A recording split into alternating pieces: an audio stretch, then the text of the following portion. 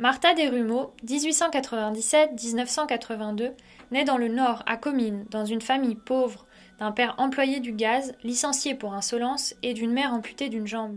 Perdant son père à 9 ans, pompier volontaire, écrasé par une charrette à eau, elle est placée comme bonne à tout faire, puis devient ouvrière du textile, dans des conditions de travail très difficiles. Martha adhère à la CGT à 13 ans, aux Jeunesses socialistes à 15 ans, influencée par les discours de Jaurès. Évacuée pendant la Première Guerre mondiale, elle est employée à Lyon dans une usine textile et prend la direction d'une grève victorieuse. Elle devient la Passionnariat du Nord.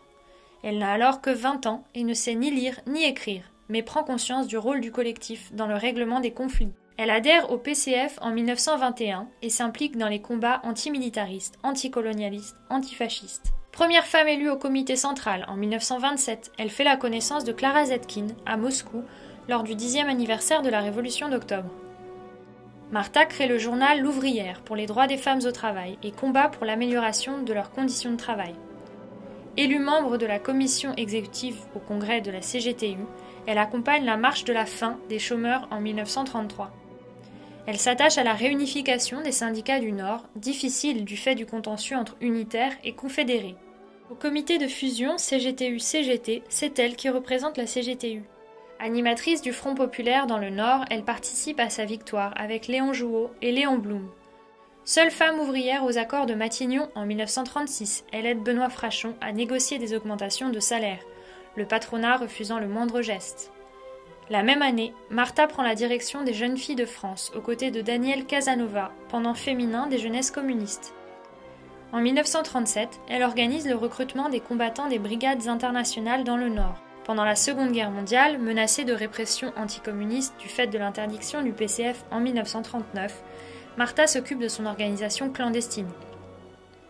Avec Joseph Angès, elle participe au passage en Belgique d'une partie des personnels dirigeants, ainsi qu'à faire transiter des personnes physiques et du matériel de propagande. Réfugiée en Belgique, elle s'attelle aussitôt à la réorganisation du PCF clandestin. Revenue en juin 1940 dans la région de Lille, elle fait partie du triangle de direction Desrumaux-Angès-Patigné pour lutter contre le statut spécifique de la zone interdite. Réorganisant le transport des tracts et journaux communistes clandestins vers la France au printemps 41, elle reprend contact avec les mineurs, impulse la grève dans le bassin minier de mai-juin 41 et y participe.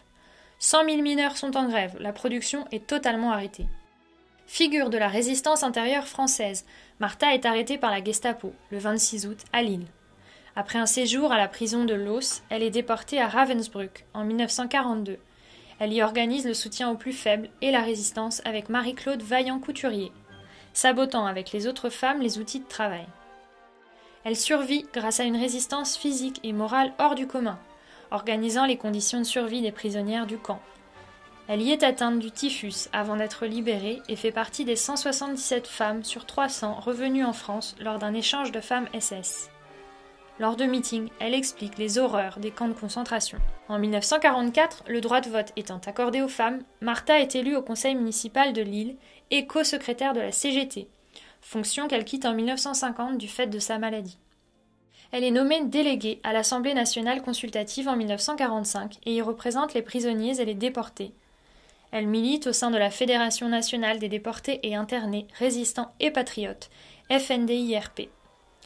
Ouvrière et féministe, elle milite à l'Union des femmes de France, UFF. L'intense activité militante et féministe de Martha Desrumaux lui a valu au moins un hommage. Un collège à Lille, anciennement Matisse, et un espace vert portent son nom à Paris dans le 12e arrondissement. Mais il en manque un. Elle a lutté toute sa vie pour l'émancipation du genre humain, et plus particulièrement pour celle des femmes soumises au patriarcat. C'est une géante qui aurait toute sa place au Panthéon, où il n'y a que 5 femmes et aucune de la classe ouvrière.